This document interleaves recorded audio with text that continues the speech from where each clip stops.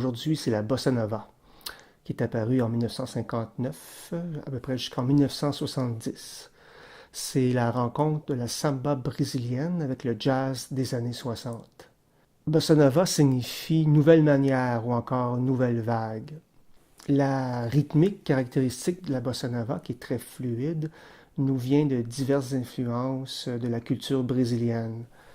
La musique portugaise, la musique de l'Afrique subsaharienne, notamment de l'Angola, ainsi qu'une certaine influence des populations amérindiennes.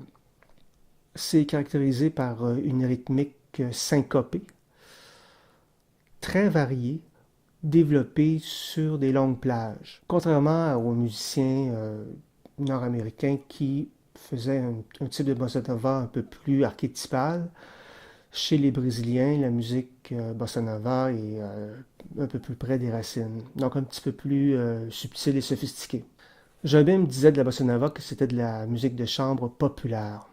Plusieurs musiciens de jazz ont interprété des rythmes brésiliens et afro-cubains, dont notamment Dizzy Gillespie qui a été un des pionniers. L'un des fondateurs de la bossa nova, c'est Antonio Carlos Jobim, qui est né en 1927 au Brésil.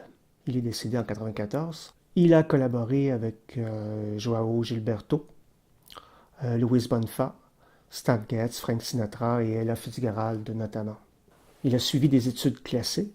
C'est un grand admirateur de Villa-Lobos, de Chopin, de Debussy, Ravel, ainsi que de plusieurs musiciens de jazz avec lesquels il va collaborer plus tard. Il aime aussi le chanteur Henri Salvador, Ari Barroso qui a composé Brasil, les guitaristes de samba, dont notamment Baden-Powell. Jobim va aussi admirer un pianiste de samba qui s'appelle Johnny Alf, A-L-F.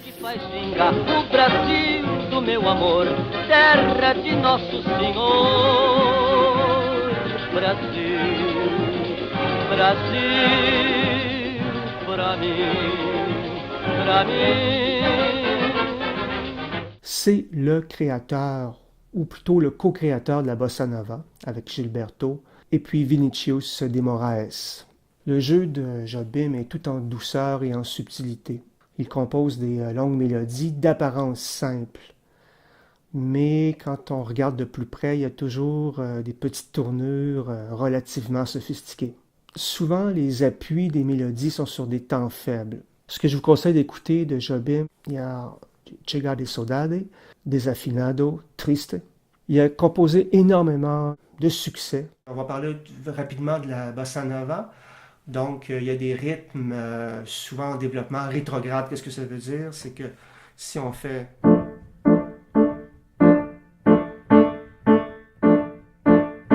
Donc, on va faire un rythme sur deux mesures, puis l'autre deux mesures va faire un peu le contraire, comme si on lirait dans deux sens la même proposition rythmique.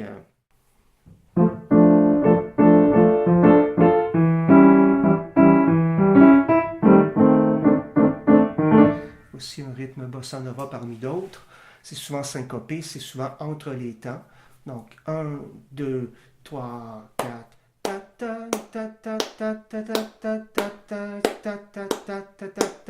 Vous remarquerez que souvent les accords sont pas sur le premier ou le troisième temps. Parfois oui, mais souvent il y a des accords qui sont tapés entre les temps. Donc souvent c'est A, et, ta, ta, ta, ta, ta, ta, ta, ta, ta, ta, ta. C'est assez fréquent dans la bossa nova. Chez Jobim notamment, on va utiliser des extensions d'accords. Donc 1, 3, 5, 7. Des fois une 13e, ou même une 11e si c'est en mineur par exemple.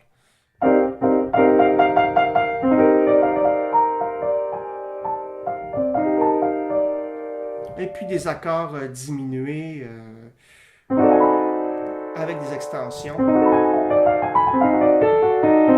Donc ça donne des couleurs assez riches. Mais ça s'est amené d'une façon plus douce. Il y a des trouvailles harmoniques surprenantes dans des modulations vers des tons éloignés. Mais toujours avec... c'est toujours amené de façon subtile. Donc c'est pas nécessairement dans un esprit de rupture. Quand je parle de modulation vers des tons éloignés, c'est comme si je jouais en Fa. Puis j'irais vers un ton éloigné, ce serait par exemple le triton. Pourquoi? Parce qu'ils ne partagent pas beaucoup de notes communes. Si on fait une gamme de Fa, non. Il y a juste une noire ici, puis en Si, il y a 5 noirs. Vous voyez qu'il y a peu de notes communes. C'est ça un ton éloigné, donc on va changer complètement notre jeu de cartes, là, nos possibilités tonales avec différentes notes. Jobim va utiliser des accords de substitution riches, donc j'en ai déjà parlé, ça en était un accord de substitution. On commence par l'original. Ici, on va faire une substitution dans le deuxième accord. Donc, il y a un mouvement chromatique, on fait une substitution. C'est assez courant chez Jobim.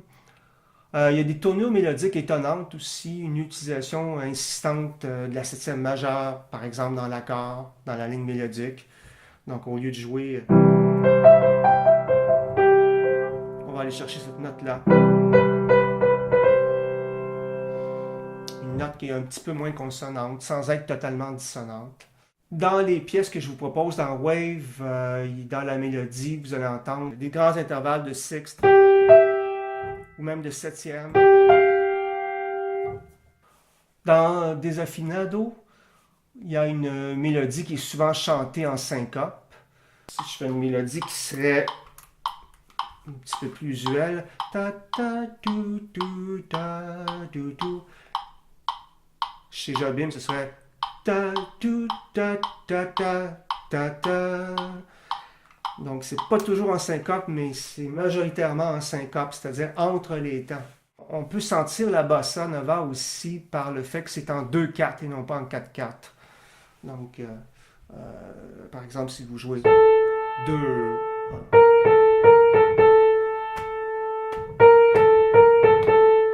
et non pas 2, 3, 4,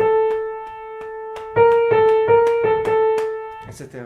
Donc, il faut le sentir vraiment 1, 2, 1, 2, 1, 2, 1, 2. Le deuxième temps étant joué par un gros instrument qui ressemble à un bass drum finalement, mais joué à un gros tambour, là, un surdo, S-U-R-D-O. Dans la pièce Chega de Saudade, vous allez entendre des mélodies avec des grands intervalles. Alors, soit des sixtes, des septièmes.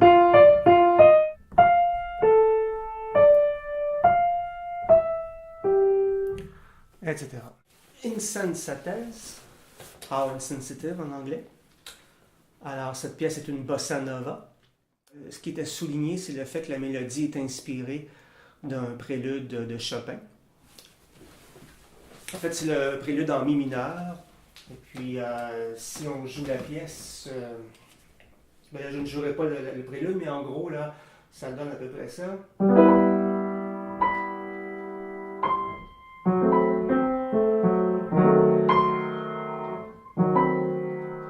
Etc. Alors que la pièce de Jobim, ça ressemble un tout petit peu.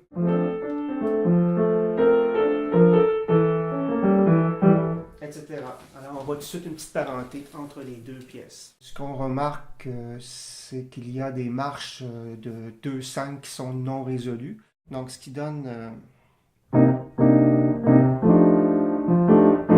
on s'attendrait à ceci, mais il va plutôt jouer ceci.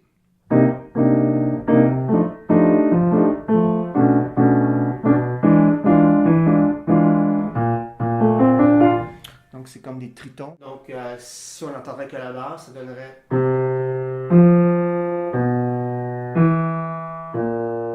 Encore, il y a d'autres tritons.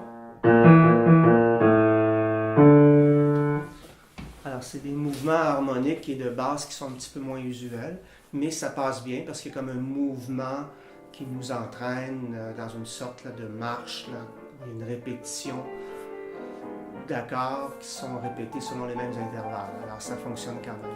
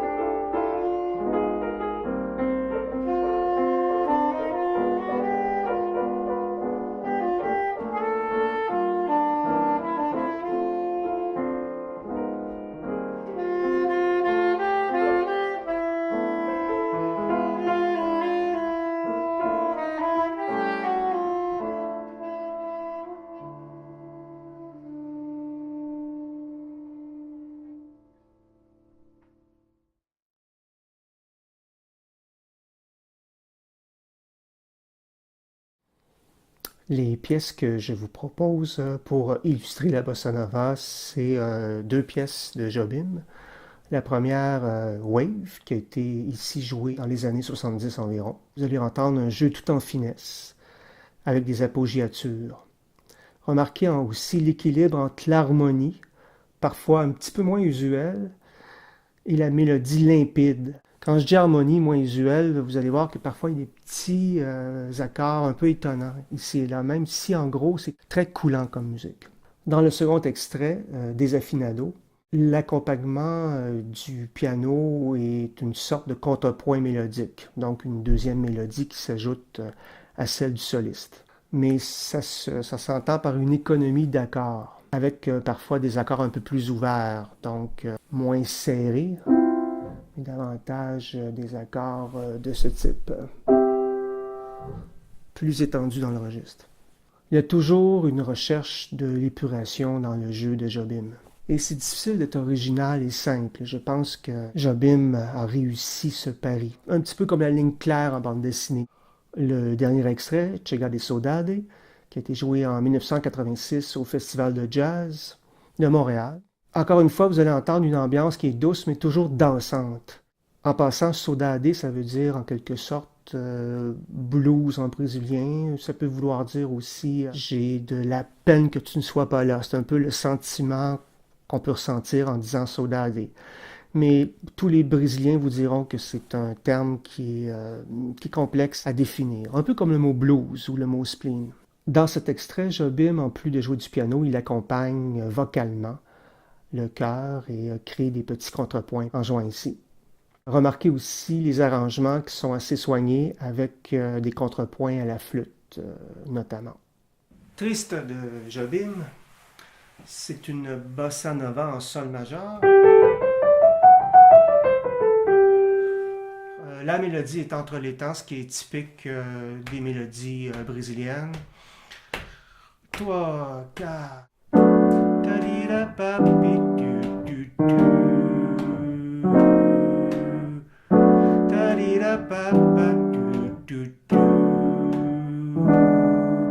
Là, je vous fais des rythmes très réguliers, ce qui n'est pas du tout le cas en musique brésilienne. Les rythmes vont être beaucoup plus mouvants, là.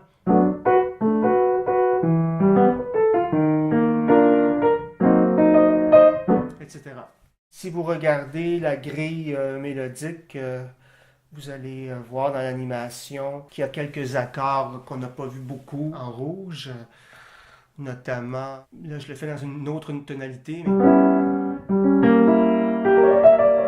l'accord bémol 9 ou ici un accord toujours de septième dominante mais altéré, donc ce qui donne ça comme sonorité. Quand même assez dissonante. Parce que si c'est sur fa dièse dans la pièce,